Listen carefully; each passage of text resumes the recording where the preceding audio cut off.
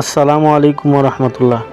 ভাই, বর্তমান সময়ে এমন একটা পরিস্থিতি যে আপনারা যদি দলে পিছে ঘুরেন, দলে আপনাকে 2-4 টাকা দিবে না, বরং নিজের কর্ম নিজেকে করে খেতে হবে। তাই দলের পিছে না ঘুরে দু একটা গরু লালন পালন করুন, অথবা 50,000 টাকা দিয়ে একটা সেকেন্ড হ্যান্ড বাইক না কিনে একটা গরু কিনুন।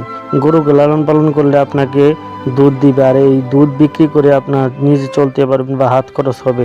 আর যদি আপনি বাইক কিনেন, তাহলে বাইকের পিছনেই আপনার খরচ হবে, তেলের খরচ হবে।